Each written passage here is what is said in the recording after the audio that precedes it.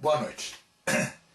Começamos agora nossa 7ª e breve aula. Relembremos. Esta será a aula que contemplará os últimos filósofos da chamada filosofia da natureza, filosofia física, aquela que começou com Tales de Mileto. Será breve, dada a pouca importância, digamos assim, desses filósofos, embora haja dois, e especialmente um, entre os que abordaremos, que merece algum destaque. Mas será breve. Esta aula será a 7ª e se seguirão a ela ainda neste início de mês de fevereiro, a 8ª e a 9ª. A 8ª com os sofistas e a 9ª com a primeira parte de 3 ou 4 de Sócrates, sobre Sócrates. Pois bem,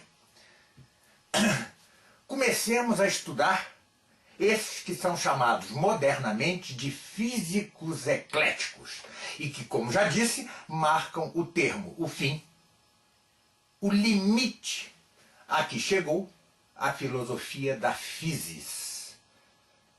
A primeira filosofia grega se considera como movimento geral. Pois bem, relembremos um pouco a trajetória desta filosofia física ou naturalista. De início, os jônios, como que constrangidos pela verdade, como dirá Santo Tomás de Aquino, descobrem um princípio de todas as coisas único. Um único princípio. E isso tem uma nobreza. Tem uma nobreza. A própria pergunta por um princípio já é nobre. Já é um constrangimento, como dirá o Akinati, da verdade sobre a mente desses filósofos que representam como que um despertar da longa noite de trevas da inteligência humana. Descobriram um primeiro e único princípio, os filósofos jônios. Tales, lembremos-nos, a água. Anaxímenes, o ar. Heráclito, o fogo.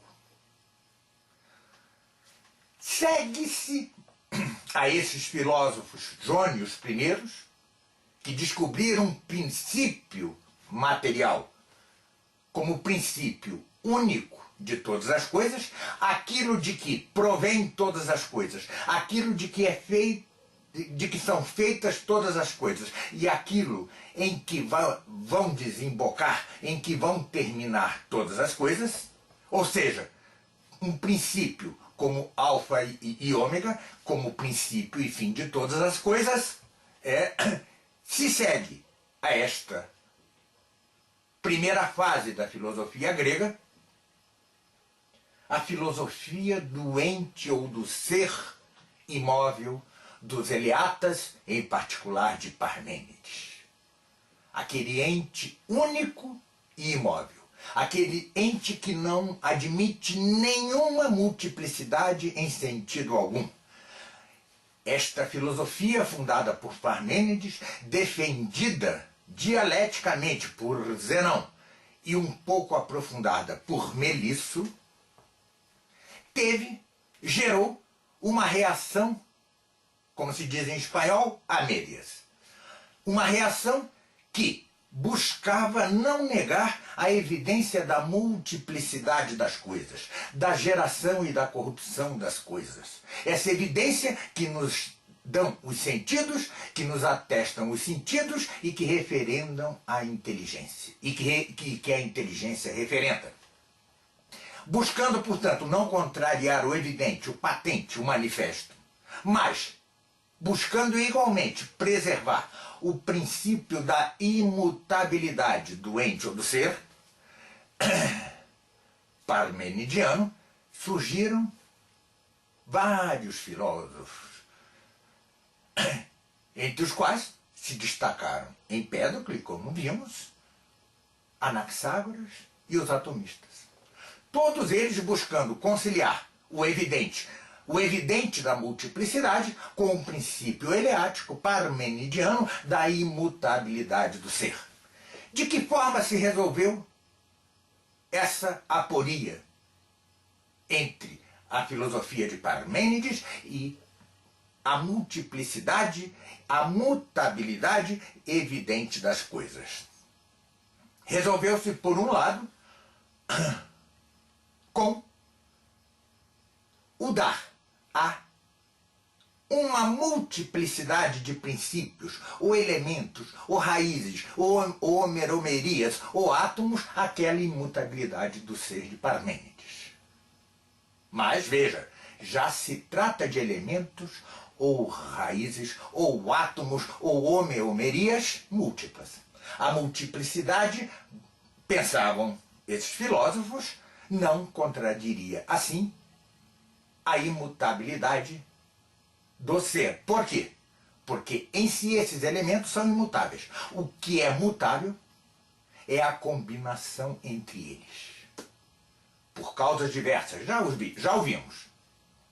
Mas o que importa é que no meio dessas tentativas, ou mais das vezes, esdrúxulas, de conciliar a evidência da multiplicidade e da mutabilidade com a imutabilidade do ser de Parmênides, no meio de todas essas tentativas, o mesmo filósofo que afirmou que a imutabilidade do ser ou doente se dava na multiplicidade de homeomeria, já ouvimos, Anaxágoras, este mesmo tangenciou uma verdade superior,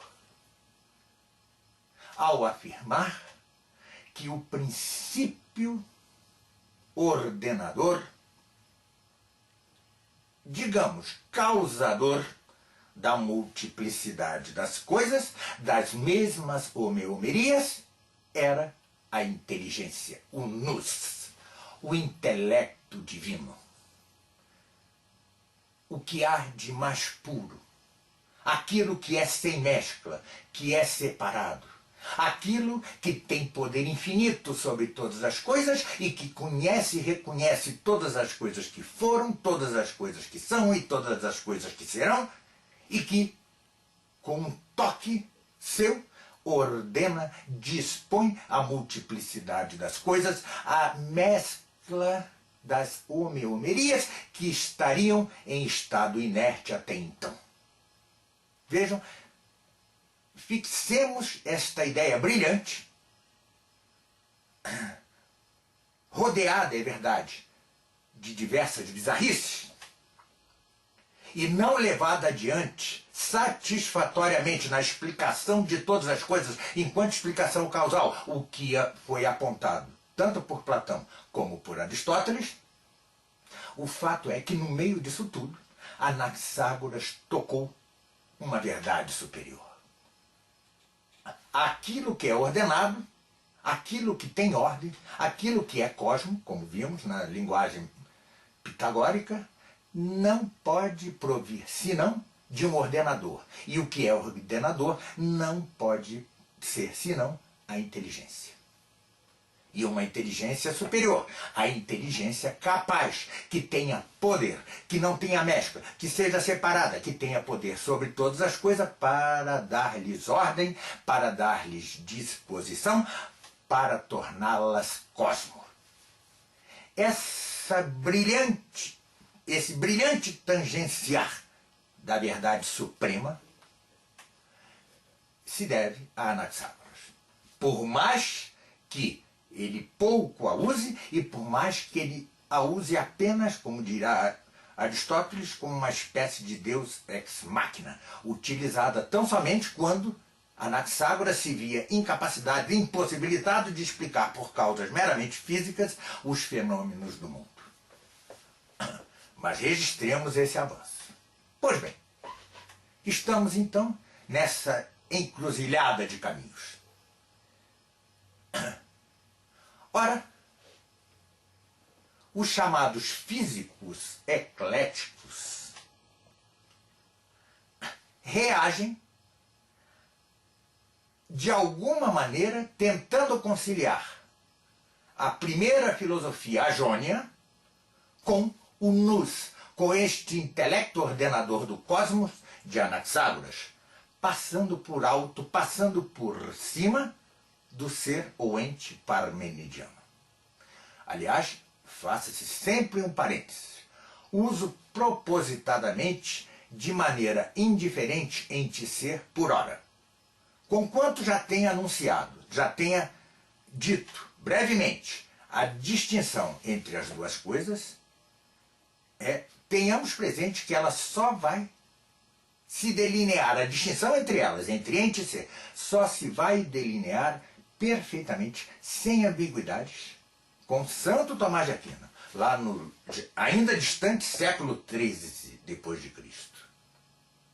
Até então reinará maior ou menor confusão, menor em Aristóteles, maior em todos os demais. Por exemplo, veremos os filósofos cristãos, mesmo os escolásticos, anteriores a Santo Tomás de Aquino, chamar ao ente ser e ao ser ente. Isso mesmo num Boécio, por exemplo. Pois bem, propositadamente deixo certa margem de ambiguidade entre esses dois termos, ser e ente. Embora, repito, já tenha dito, a certa altura do curso, que ente é aquele que tem o ser. Ou, e este ou é que restará por explicar, e quem o explicará será exatamente Santo Tomás de Aquino.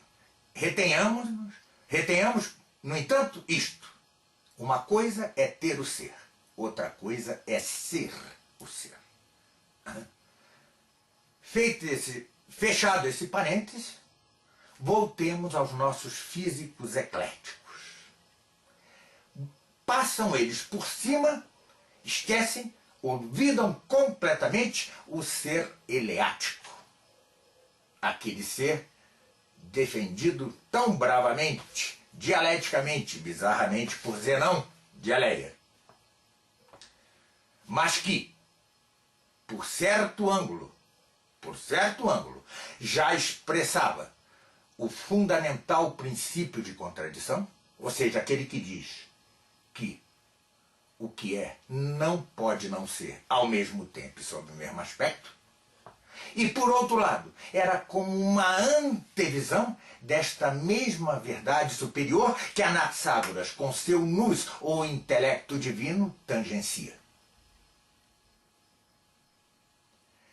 Esses físicos ecléticos, portanto, vão tentar mesclar o nous de Anaxágoras com aquele princípio uno e único dos primeiros jônios. Vejamos por quê.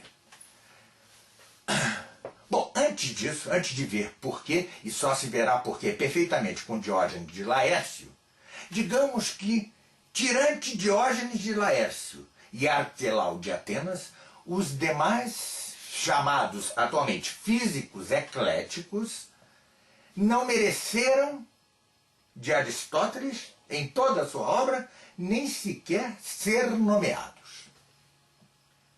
De tão sem importância eram. Cita, além desses dois referidos, Aristóteles, apenas um tal de Hipon. Aliás, tudo isso se passa no século V a.C., não percamos a data. Este tão importante século V a.C.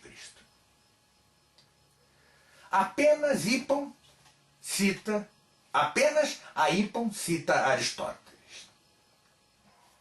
E que pretendia Hipon?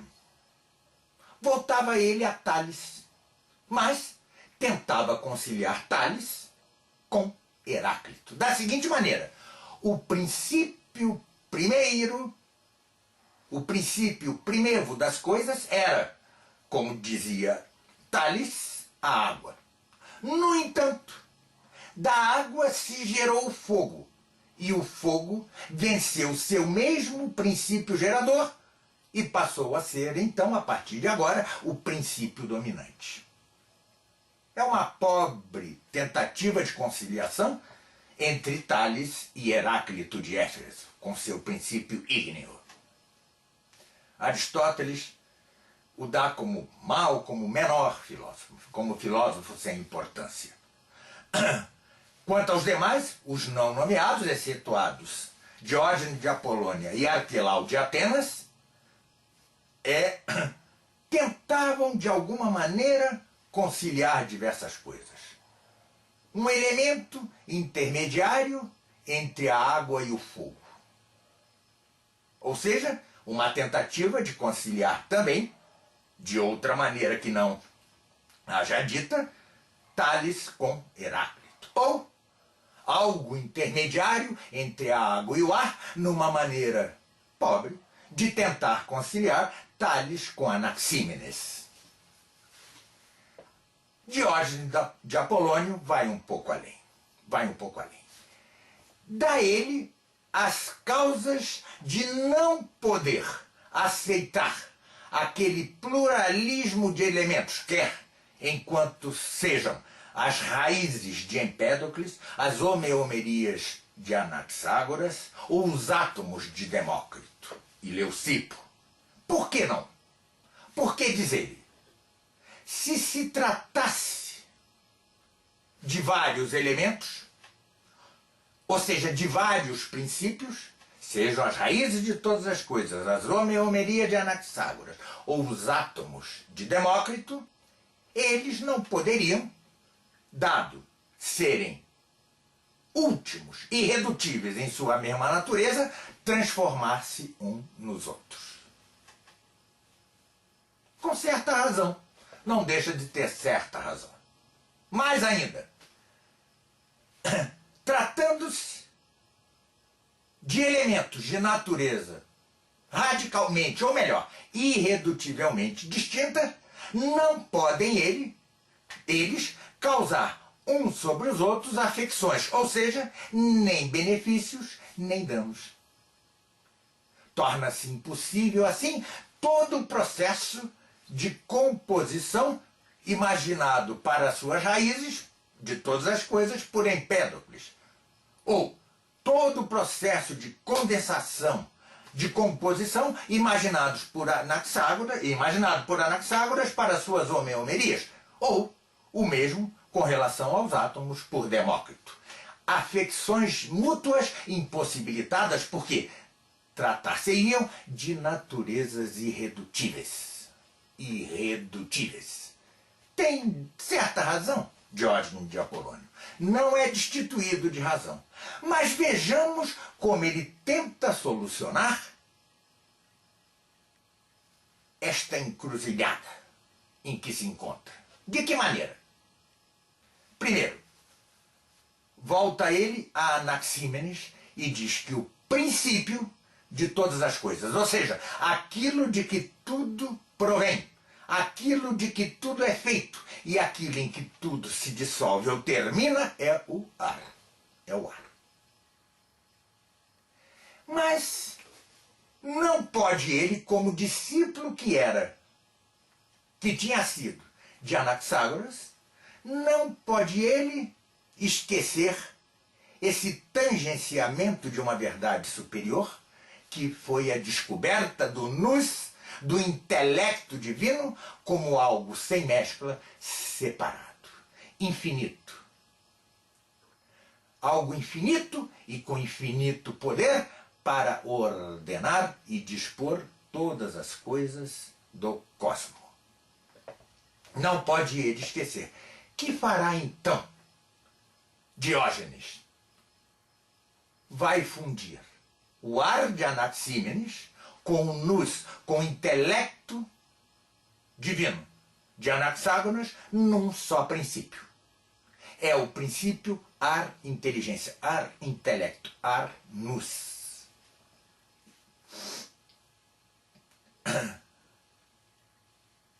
Mas vejamos, para Giovanni Reale,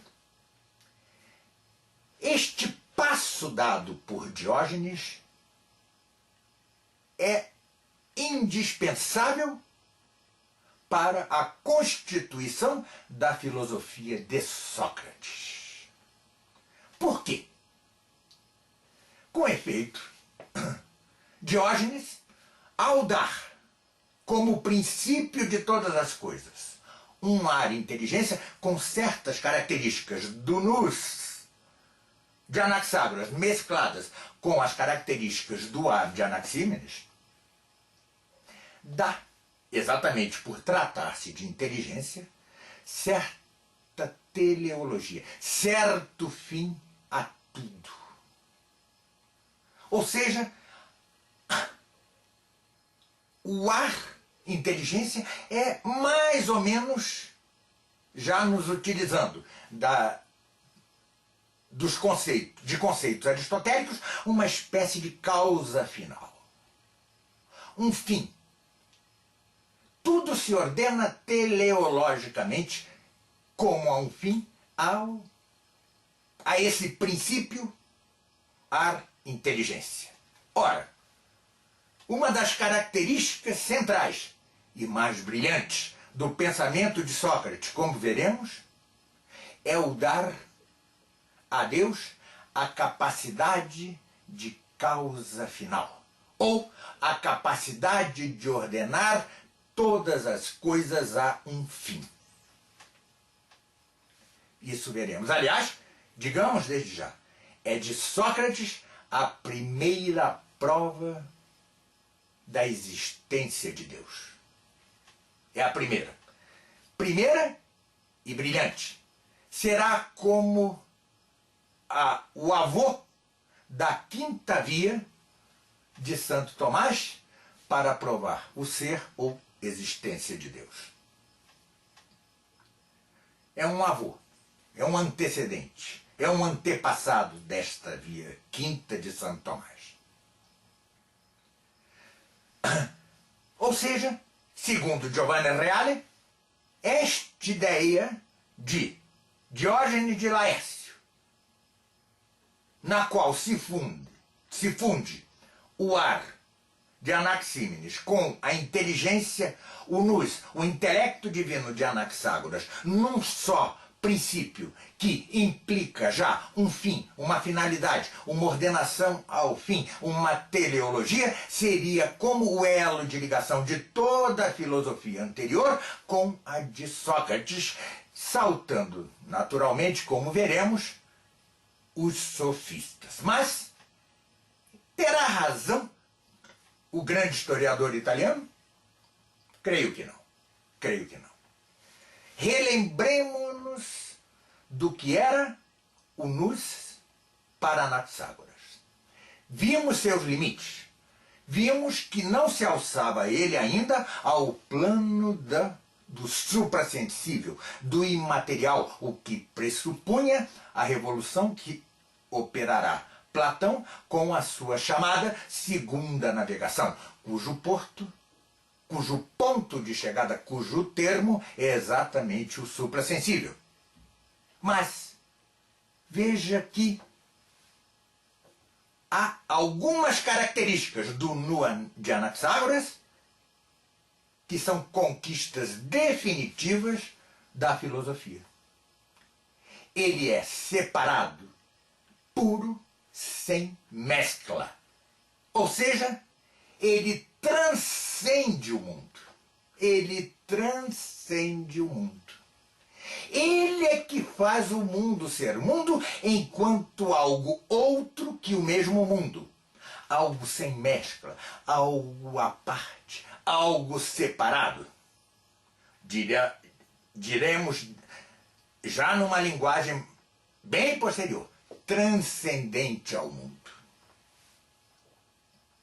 Ora, passa-se o mesmo com o princípio ar nous, ar inteligência, ar intelecto de Diógenes? Obviamente não.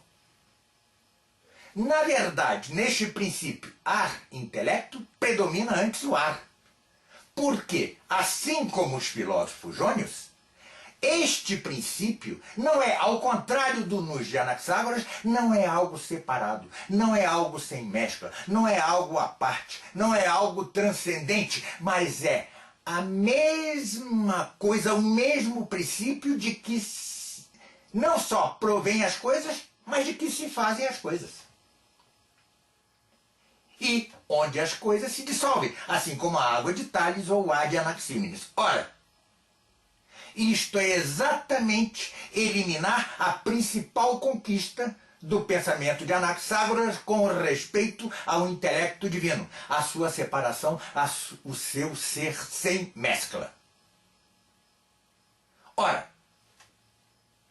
com o ar inteligência de Diógenes, volta-se ao panteísmo, ao monismo.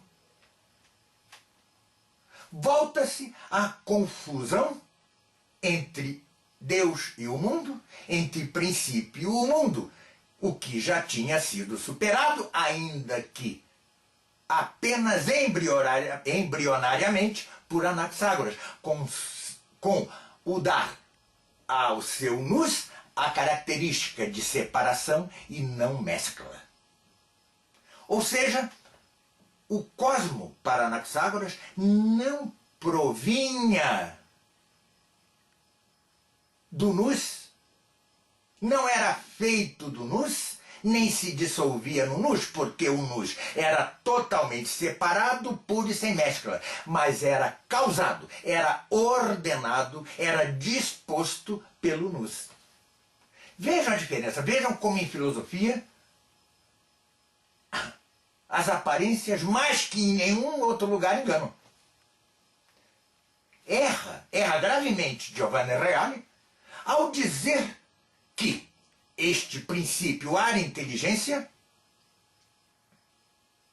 de Diógenes é o elo de ligação entre a filosofia física naturalista e a filosofia de Sócrates, que já dá a Deus a providência sobre o mundo.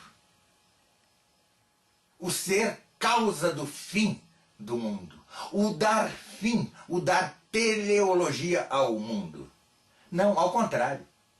O que é elo de ligação entre a filosofia da física, que reconhece, nobremente, repitamos com Santo Tomás de Aquino, um único princípio, pelo menos os primeiros, e esta filosofia, que já dá uma primeira prova consistente da transcendentalidade divina e de sua capacidade de ordenar o mundo a um fim, que é a filosofia de Sócrates. Este elo de ligação é exatamente dado pelo nous de Anaxágoras, enquanto o ar nous, o ar intelecto, o ar inteligência de Diógenes de Apolônia é muito mais, em verdade, um retrocesso ao monismo panteísta dos primeiros filósofos. Já com ele, se confunde outra vez o princípio com as coisas. O princípio com o mundo, o que, ainda que precariamente, repito, ainda que embrionariamente, repito, se tinha superado, concepção que se tinha superado de algum modo por Anaxágoras. E com efeito, Diógenes de Apolônia identifica perfeitamente o princípio ar, inteligência, com a divindade e com a alma dos homens. E com a alma em geral, também dos animais. E mais, e diz que deste princípio derivam as coisas mesmo as sem alma, mesmo as não animadas. Ou seja, trata-se em verdade de um retorno ao panteísmo, ao monismo panteísta dos primeiros filósofos jônios. É bem verdade que algo há de teleologia nessa doutrina. Um pouco pobre. Algo há de teleológico, algo há de ter influído de alguma maneira sobre Sócrates. Mas certamente, se algo influiu decisivamente sobre Sócrates, foram duas coisas.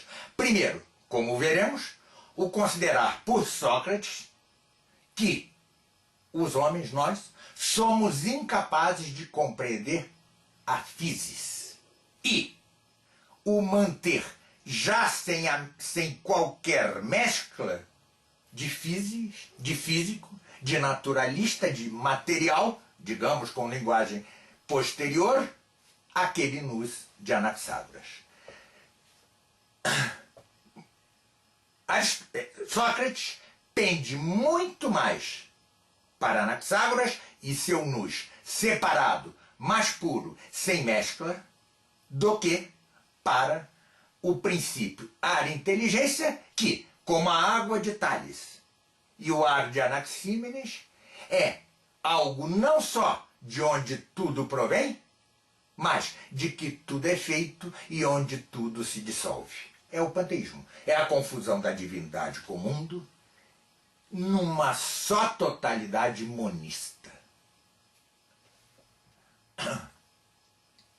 As coisas ou são fragmentos deste princípio, como são as almas,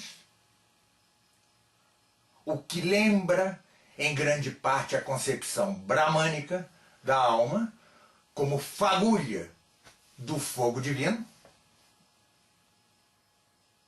ou bem, são transformações deste mesmo princípio. Como? Aí se incorre em uma série de aporias, em uma série de bizarrices que não vem ao caso detalhar aqui. Resta reter.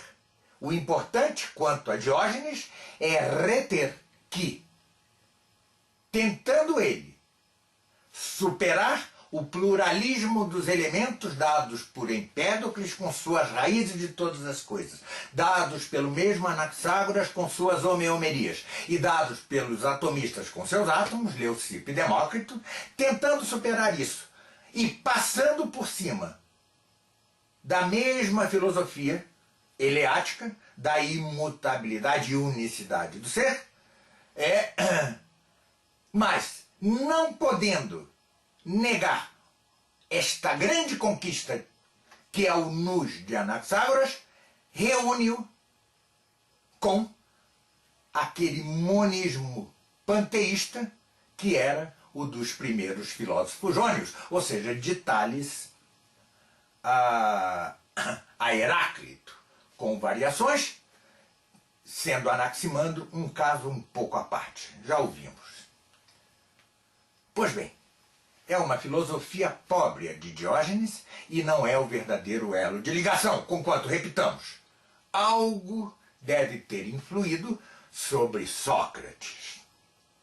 Mas algo deve ter influído sobre Sócrates não propriamente por Diógenes, mas por outro discípulo de Anaxágoras, que foi Arquelau de Atenas, que foi exatamente mestre de Sócrates.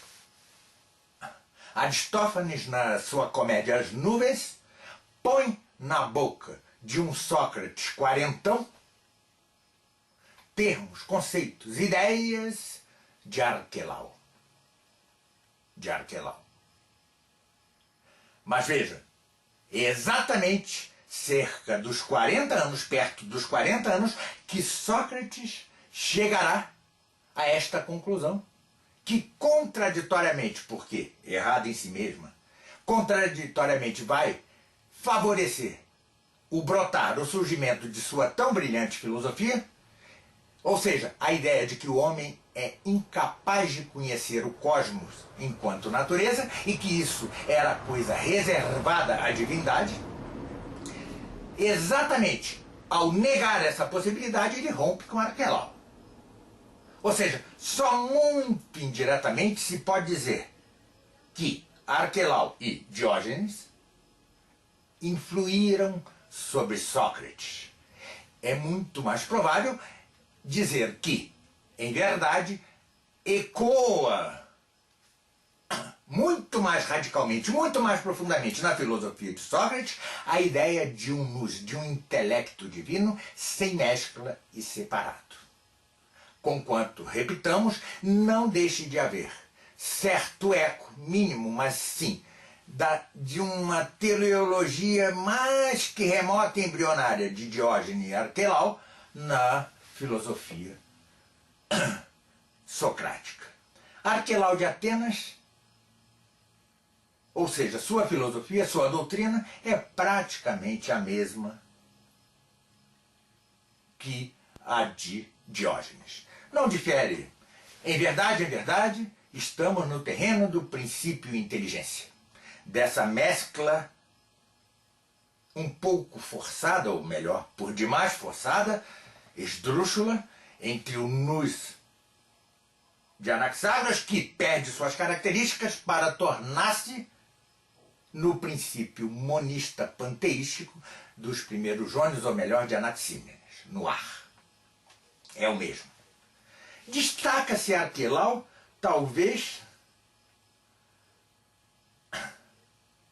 por ser um precursor do evolucionismo darwinista. Digamos, um precursor. Dizia ele, que no início, animais e homens surgidos da terra confundiam-se e alimentavam-se do mesmo princípio nutritivo, a lama. E que uns transformavam-se nos outros. Mas um dia, sabe-se lá como, os homens passaram a criar leis, códigos, cidades, sociedades e, portanto, passaram os homens a diferenciar-se dos demais animais. Mas, com a seguinte ressalva: todos os animais, entre os quais se inclui este que se chama homem e que foi capaz, sabe-se lá como, de um dia construir cidades, códigos, sociedades, leis, etc., todos, em maior ou menos grau, com maior rapidez ou maior lerdeza, têm inteligência. Ou seja, os animais são todos inteligentes e distinguem-se nesse quesito apenas pelo fato de sua inteligência ser ou mais rápida ou menos rápida, ou mais rápida ou mais lerda. Provavelmente pela maior rapidez do homem, pôde ele distinguir-se dos demais animais um dia, construindo sociedades, cidades, leis, códigos. Não se explica por que alguns animais têm a inteligência mais rápida, talvez por um processo de condensação qualquer dessas suas causas hiperfísicas e esdrúxulas. Neste sentido, pode-se dizer que Arquelau é como um tataravô, um tetravô do darwinismo, e tão precário quanto ele. Mas não nos antecipemos. O darwinismo tem data marcada para ser discutido neste curso. E para que mostremos a fragilidade de seus pontos de partida. A fragilidade de seus alicerces, que em verdade não são alicerces. Porque ruim sob seu próprio peso. Pois bem, Arquelau de Atenas, tem apenas uma importância histórica. É uma espécie de eco de Diógenes e uma espécie de elo de ligação histórica. Discípulo que fora de Anaxágoras será mestre de Sócrates. Pois bem, chegamos com isso ao fim da nossa jornada, que teve por tema os filósofos chamados da natureza, os filósofos da physis, os filósofos físicos. Claro que este nome é próprio para alguns deles. É próprio para os primeiros jônios, é próprio para esses físicos ecléticos, Diógenes, Arquelau, já não será tão próprio para um Parmênides. Já não será tão próprio para um Parmênides. Será mais ou menos próprio para os que veem elementos múltiplos como princípio de todas as coisas, e menos próprio ainda se trata do nous ou intelecto divino de Anaxágoras. Mas pode-se, por uma razão de simplificação, agrupar todos esses filósofos anteriores aos sofistas na rubrica filosofia da physis. Por uma ou outra razão, mais propriamente ou menos propriamente, mas se pode. E com estes dois, com Diógenes de Apolônia e Arquelau de Atenas, encerramos este primeiro período da filosofia grega. e da filosofia em geral. Teremos agora, entre Arquelau e Sócrates, entre este pobre Arquelau e o riquíssimo Sócrates, como veremos, um período negro da filosofia grega e da filosofia em geral. É o nascimento do relativismo, que representa a primeira queda grande na história da filosofia. E isso se dará com os sofistas. Sócrates, portanto, representará, por um lado, a superação, em certo sentido apenas, de um conjunto de aporias desses filósofos da physis, desses filósofos físicos ou naturalistas, e, por outro lado, representará o esmagamento desta verdadeira queda em abismo que é a sofística. É a fundação, como veremos, do relativismo. E é o relativismo um dos móveis, um dos motores desta queda no abismo profundo que caracteriza o pensamento moderno, ou seja, aquele que nasce depois de Santo Tomás de Aquino, sempre em movimento descendente, em movimento de declive, desde então. Tudo isso tem muito que ver, este declive, esta queda no abismo, de que hoje experimentamos os frutos mais amargos, tem raiz remota, mas firme, nesta primeira queda da filosofia, na fundação pelos sofistas do relativismo. Retenhamos isso, porque a próxima aula será, e bastará uma aula sobre o assunto, será sobre a sofística.